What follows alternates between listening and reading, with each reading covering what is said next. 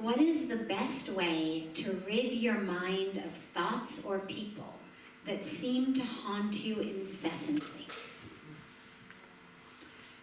Well, it's not the people that haunt us, it's our own minds that haunt us. It's my own mind that's on continuous replay. And the best way is what we spoke about yesterday when I was talking about neural patterning.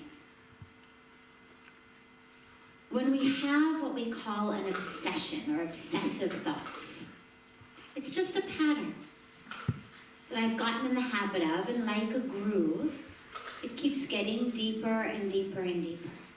And the best way to rid ourselves of that is to create a new groove. So if my mind keeps going on my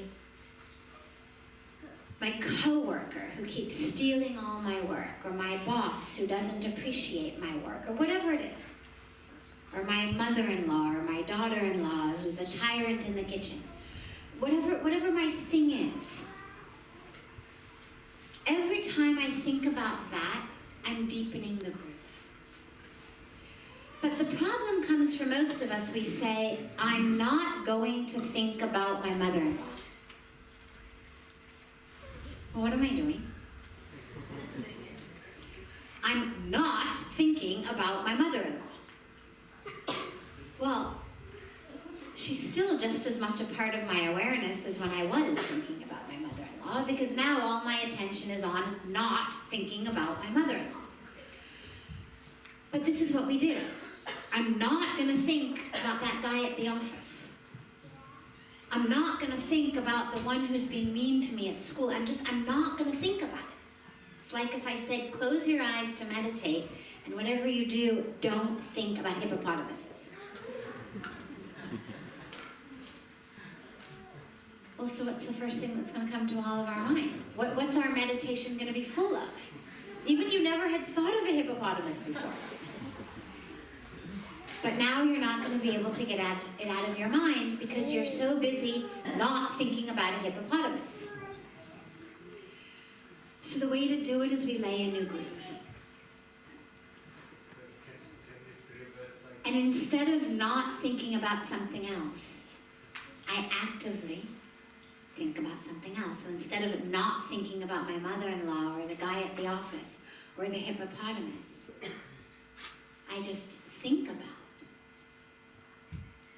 the divine, or love, or peace, or the tree in my backyard, or the sunset, or a loved one, or a name of God, or a prayer. I mean, as infinite as the number of things that annoy us are, so is the number of things that can be deeply fulfilling. So we retrain our brains and relay grooves. Did you have a question on that? Yeah. So could you use this as negative or reverse psychology? You say, under no circumstances think of God. I'm not going to think about God. You could, but it's sort of, I would say, an unnecessary chuckered, we would say in Hindi. Rather than going in that direction, what I would say to you is, if thinking about God is difficult, think about anything in the world that you love. Because if you really love, what you're loving is God. And it doesn't matter if you think you're loving a friend, a parent, a child, a spouse, a grandparent, a tree. If what you love is content rather than form, what you're loving is God. If what I'm loving is form, I'm in love with you, your form, your body, well, that's what we call lust. Lust doesn't have to be sexual.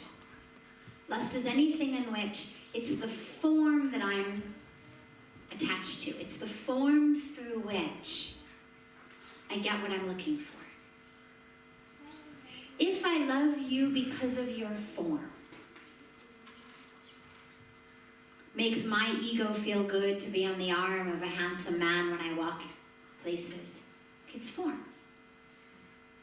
But if what I love is you, so if I've loved you for a period of many years and your form keeps changing, I still love you. I may have fallen in love with your 10-year-ago form, but 10 years later, 20 years later, 30 years later, if we still love, what we're loving is content.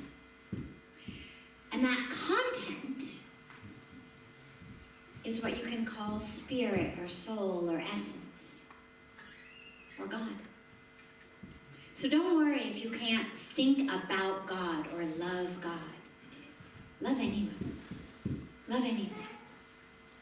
But really love. Love essence. Love content.